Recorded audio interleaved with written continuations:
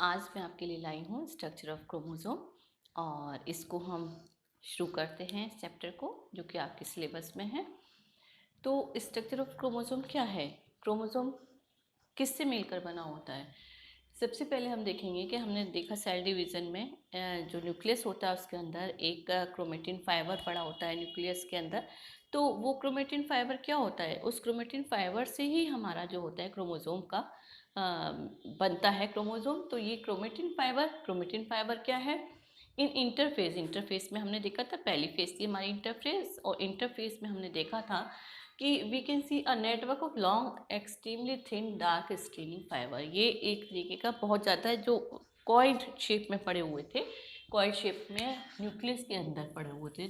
ये है आपका न्यूक्लियस, और इसके अंदर जो हमने देखा था इस तरीके का स्ट्रक्चर जो कंडेंस वे में पड़ा हुआ था, it is called the chromatin fibre. ये मैंने आपको उसमें भी बताया था, cell division chromatin fibre. Okay, अब इसके बाद में ये क्या करते हैं? क्रोमेटिन फाइबर से ही आपको मालूम है कि हमारा क्रोमोसोम बनता है। अब ये जब क्रोमेटिन फाइबर कंडेंस होंगे, जब मिलेंगे और थिक हो जाएंगे थोड़े से, तो ये क्या बनाएंगे? ये क्रोमोसोम बनाएंगे। Chromosome, what is the meaning of chromosome? तो क्रोमा मीनिंग अलग है और ये सोम मीनिंग अलग कर देते हैं। तो chroma means colour, colour, stoma means, और स्टोमा मीन्स बॉडी। तो क्रोमा का मतलब क्या है? Croma means colour. कलर से क्या मतलब है इसका कि chroma means colour means it pick up certain type of dye or of color to get color, certain it get the certain kind of dye and get the color। and discover किसने किया इसको discover, it was discovered by the German scientist, नाम है इनका Walter Fleming. इसको किसने discover किया? ये क्वेश्चंस आपके ब्रीफ नोट में, ब्रीफ क्वेश्चंस में आएंगे पेपर में, एक एक नंबर में। तो इसको जो डिस्कवर किया वो किया वॉल्टर फ्लेमिंग में। आप चाहें तो इसका स्क्रीनशॉट ले लीजिए और इसको नोट कर लीजिए। जैसा कि अभी मैंने आप सभी को बताया, व्हाट इज क्रोमोसोम। क्रोमोसोम क्या है? जो कि क्रोमेटिड फाइबर से मिलकर बना होता है। क्रोमेटिड फाइबर जब कंडेंस होते हैं तो वो क्रोमेटिड्स बनाते हैं, और जो एक पेयर ऑफ क्रोमेटिड जब दूसरे पेयर ऑफ क्रोमेटिड से मिलता है तो वो क्रोमोसोम बनाता है। अब क्या होता है कि क्रोमोसोम ये क्या होते हैं? Consist of two chromatids joined at the centromere. कहाँ पे जुड़े होते हैं? ये सेंट्रोमियर से जुड़े होते हैं। ये एक पेयर ऑफ क्रोमेटिड है ये, और ये एक पेयर ऑफ क्रोमेटिड्स हैं। तो ये दोनों क्रोमेटिड्स किससे मिले होते हैं, किससे जुड़े होते हैं? ये जुड़े होते हैं सेंट्रोमियर से। ओके, तो ये सेंट्रोमियर जो होता है वो हमारे उसमें सेल डिवीज़न में एक अच्छी भूमिका निभाता है। इसी तरीके से क्रोमेटिन फाइबर क्रोमेटिड्स को जो जोड़ के रखता है, ये हमारा सेंट्रोमियर होता है। अब सेंट्रोमियर क्या करता है? क्रोमोसोम विजिबल कब होते हैं? Chromosome that are visible at the cell division, at the early phase of cell division। it means कि क्रोमोसोम जो पहले, सबसे पहले हमारा इंटरफेस होता है, इंटरफेस में हमारे पास केवल क्रोमेटिन फाइबर्स होते हैं।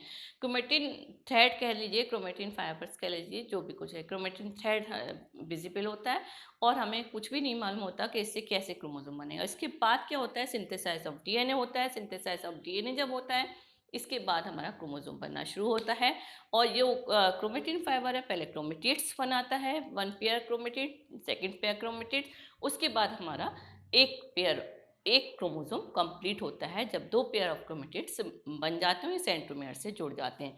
तो सेंट्रोमियर जो होता है ये क्या करता है कि ये सेल डिवीजन के उसमें क्रोमोसोम विजिबल हो जाते हैं। तो centromere also serve to attach, ये क्या कर रहा है? अटैचमेंट की भूमिका निभा रहा है दो क्रोमेटिड्स के बीच में। तो ये क्या है?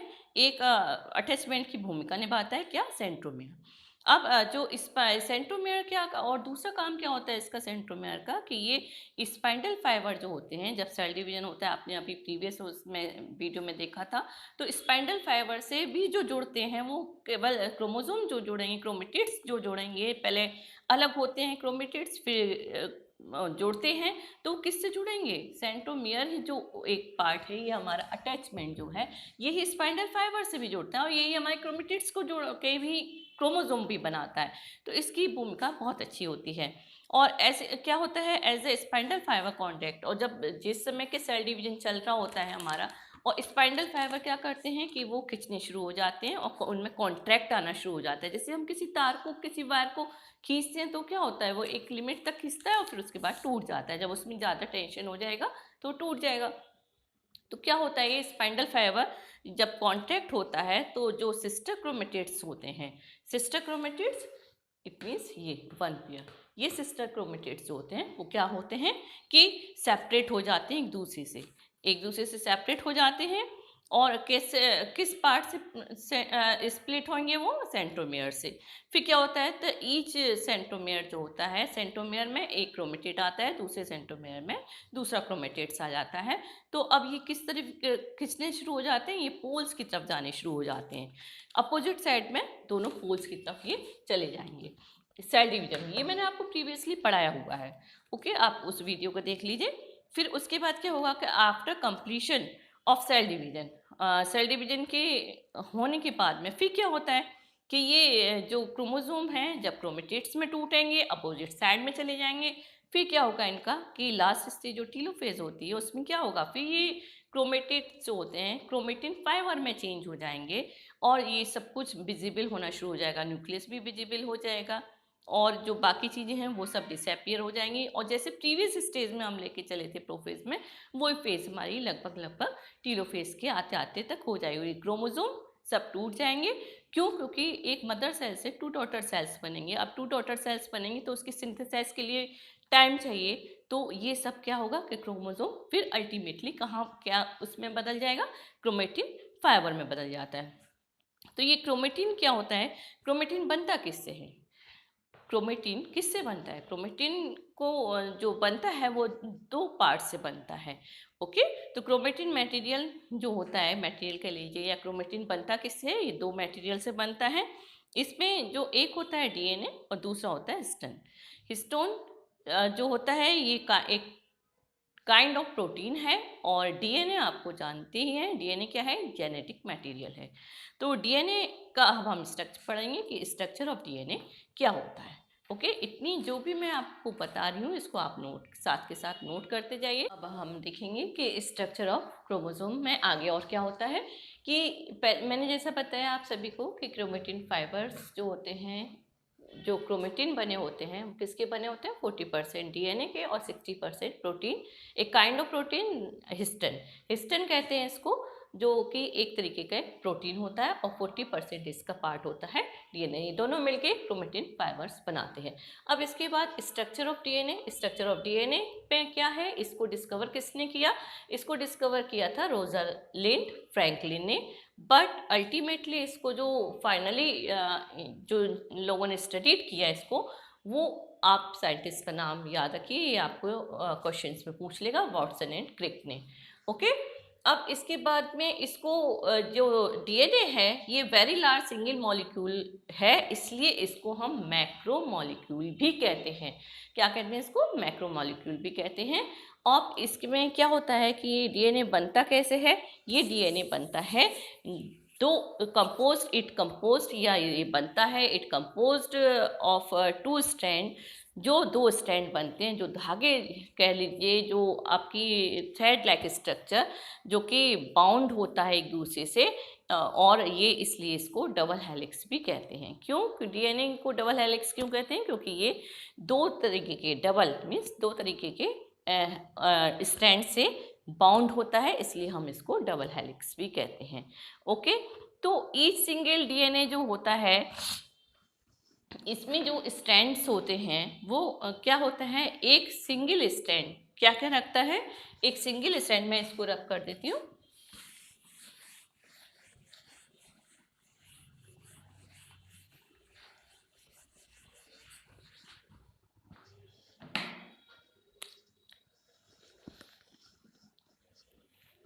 each single strands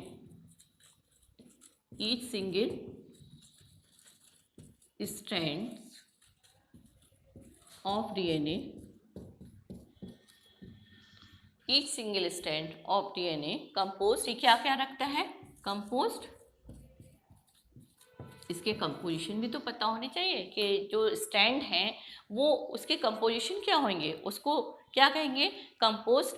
पहली बात तो कि ये क्या होगा, इसमें सिंगल स्टैंड में बार बार रिपीटेडली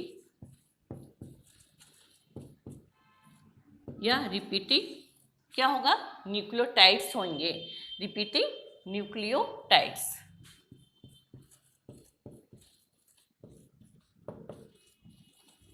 ये आप नोट कर लीजिए या कहीं भी नोट कर लीजिए इसको। ये रिपीटिंग न्यूक्लियोटाइड हर स्टैंड में, एक सिंगल स्टैंड में रिपीटिंग न्यूक्लियोटाइड्स होंगे। न्यूक्लियोटाइड्स क्या होते हैं, ये होती है एक डीएनए की यूनिट। क्या होती है ये, डीएनए की यूनिट होती है। ये न्यूक्लियोटाइड्स क्या होते हैं, it is a kind of DNA unit. अब हम इसको आगे देखते हैं कि इसमें जो न्यूक्लियोटाइड होते हैं, ये भी न्यूक्लियोटाइड किससे बने होते हैं, 3 तरीके की हमारी कंपोजिशन होती है। इसमें 3 तरीके से बनते हैं, 3 तरीके के कंपोनेंट्स होते हैं इसमें न्यूक्लियोटाइड में। एक तो होता है फॉस्फेट और शुगर, एंड थर्ड वन क्या होगा हमारा, थर्ड वन होगा nitrogenous base.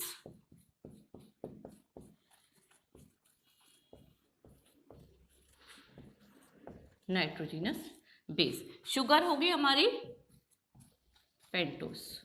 Pentose means sugar के जो पार्टिकल्स होंगे वो पेंटा शेप में होंगे। आपको मालूम है, आप लोग शेप होती है ये वाली शेप, पेंटा मीन्स 5, इसमें जो हमारे एंगल दिख रहा है देखिए 5 है। तो शुगर जो होगी हमारी पेंटोस होगी। तो न्यूक्लियोटाइड्स जो होंगे हर स्ट्रैंड में रिपीटिंग न्यूक्लियोटाइड्स होते हैं, जो कि हमारे क्या होंगे, किससे बने होते हैं न्यूक्लियोटाइड, फॉस्फेट से, sugar pentose type and nitrogenous base. अब ये नाइट्रोजिनस बेस भी हमारे 4 और 5 काइंड ऑफ नाइट्रोजिनस बेस होते हैं। इसको हम देखते हैं, इसको मैं रब कर देती हूँ आप लोग। तो ई सिंगल स्टैंड न्यूक्लियोटाइड अभी मैंने बताया किससे बना होता है। अब ये हुआ हमारा न्यूक्लियोटाइड। ये आप सभी को मालूम है न्यूक्लियोटाइड किससे बने होंगे, कि किससे बने होंगे, फॉस्फेट से, शुगर से या नाइट्रोजिनस बेस से। तो फॉस्फेट आपको मालूम है, शुगर आपको मैंने बता ही दिया, पेंटोज होती है शुगर, और नाइट्रोजिनस बेस जो होते हैं वो एडेनिन होगा, एक तो एडेनिन,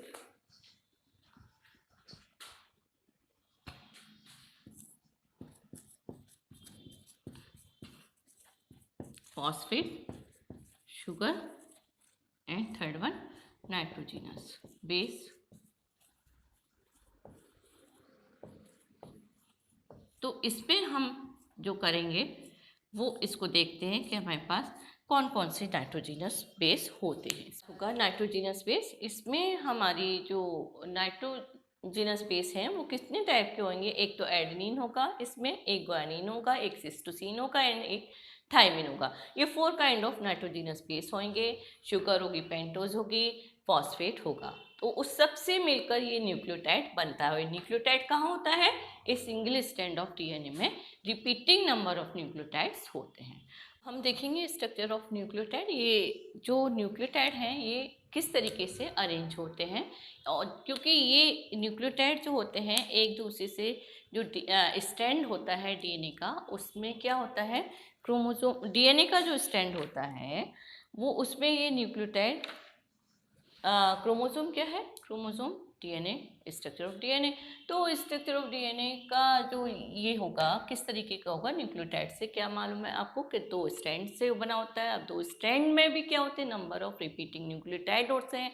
अभी न्यूक्लियोटाइड का स्ट्रक्चर कैसे अरेंज कैसे होते हैं, स्ट्रैंड 2 होंगे तो इस तरीके से डबल हेलिक्स कहते हैं इसको डीएनए को। तो ये जुड़ेगी का कैसे जुड़ेगा, तो ये इस तरीके से जुड़ेगा। ये मैंने एक न्यूक्लियोटाइड जो एक दूसरे से जुड़ रहे हैं, एक ये लेडर है, तो ये दोनों आपस में जब जुड़ते हैं, ये है फॉस्फेट एक स्ट्रैंड का फॉस्फेट, और ये है शुगर, पेंटोस शुगर। ये उल्टा होगा, शुगर जो दूसरे स्ट्रैंड का होगा वो शुगर उल्टा होगा उसका मॉलिक्यूल, और ये फॉस्फेट दूसरे स्ट्रैंड का।